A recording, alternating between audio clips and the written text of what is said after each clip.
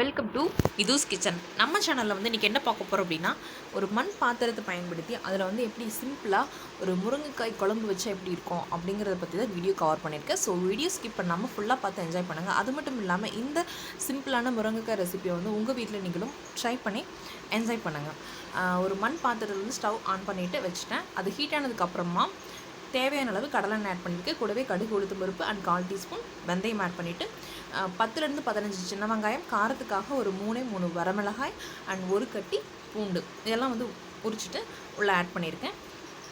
And தக்காளி வந்து 2 தக்காளி வந்து கட் பண்ணிவிட்டு உள்ளே சேர்த்துட்டேன். ஒரு கொத்து கருவேப்பிலையில் சேர்த்துட்டு ஒரு டைம் ஜஸ்ட் மிக்ஸ் பண்ணினீங்கன்னா மட்டும் போதும். ஃபுல்லாக வந்து வதங்கி வரணும் அப்படிங்கிற அவசியம் வந்து இல்லைங்க.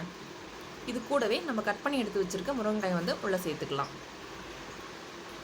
அண்ட் சக்தி மசாலா சாம்பார் பொடி இருக்கும் இல்லைங்களா, அது வந்து ஒரு 1.5 ஸ்பூன் வரைக்கும் நான் ஆட் பண்ணியிருக்கேன்.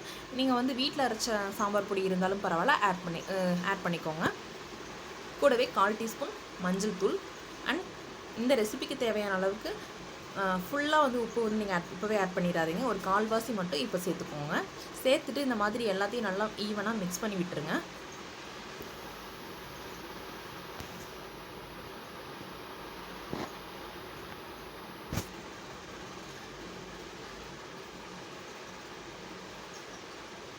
இப்போ பார்த்திங்க அப்படின்னா இந்த ரெசிபிக்கு தேவையான அளவுக்கு நம்ம தண்ணி சேர்த்துக்கலாம்.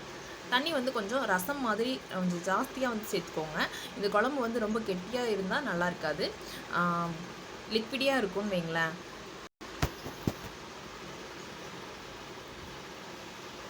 தண்ணி கொஞ்சம் ரசம் மாதிரி வந்து ஜாஸ்தியாக சேர்த்துனதுக்கப்புறமா மிக்ஸ் பண்ணி விட்டுட்டு நல்லா மூடி வச்சுருங்க.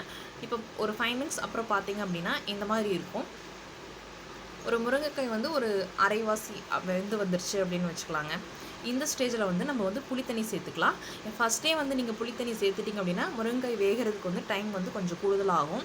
அதனால் வந்து வெயிட் பண்ணிவிட்டு ஒரு 5 to 7 மினிட்ஸ் அப்புறமா வந்து நீங்கள் வந்து புளித்தண்ணி ஆட் பண்ணிக்கோங்க. ஆட் பண்ணதுக்கப்புறமா ஒரு 1/2 டேபிள் ஸ்பூன் வந்து பொட்டுக்கடலை இருக்கும் இல்லைங்களா, அதை வந்து இந்த மாதிரி மிக்ஸி ஜார்லையோ அல்லது இந்த மாதிரி சின்ன உரல்லையோ வந்து நீங்கள் இடிச்சிட்டு உள்ளே ஆட் பண்ணிக்கோங்க. பொட்டுக்கடலை பவுடர் இருக்கும் இல்லைங்களா, அது வந்து நீங்கள் ஒரு கொஞ்சமாக வந்து ஆட் பண்ணிக்கோங்க.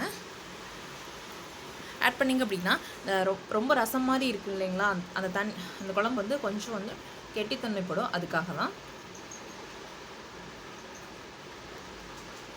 சேர்த்துட்டு நல்லா எல்லாத்தையும் மிக்ஸ் பண்ணி விட்டுட்டு இந்த ஸ்டேஜ்லேயும் உப்பு காரம் எல்லாமே செக் பண்ணிக்கோங்க. செக் பண்ணிவிட்டு ஒரு லிட் போட்டு கவர் பண்ணிவிட்டு ஒரு 5 to 7 மினிட்ஸ் வந்து நீங்கள் ஸ்டவ் சிம்மில் அப்படியே வச்சுட்டு விட்டுருங்க. அப்புறம் ஓப்பன் பண்ணி பார்க்கலாம். இப்போ வந்து நம்மளுக்கு சூப்பரான ரொம்ப சத்து மிக்க இரும்பு சத்து மிக்க முருங்கைக்காய் சாம்பார் வந்து நம்மளுக்கு வந்து ரெடி ஆயிடுச்சு. சாதம் கூட வச்சு சாப்பிட்றதுக்கு ரொம்பவே நல்லாயிருக்கும். மறக்காமல் இந்த சீசனில் வந்து கிராமத்து சைடெலாம் வந்து முருங்கைக்காய் வந்து அதிகமாக காய்க்க ஆரம்பிக்கும் இல்லைங்களா, அந்த டைமில் வந்து இந்த மாதிரியான ஒரு சிம்பிளான ஒரு முருங்கைக்காய் தண்ணி குழம்பு வந்து உங்கள் வீட்லேயும் நீங்களும் வந்து ட்ரை பண்ணி பாருங்கள். இதை வந்து ஒரு பவுலுக்கு வந்து நம்ம ட்ரான்ஸ்ஃபர் பண்ணிக்கலாங்க.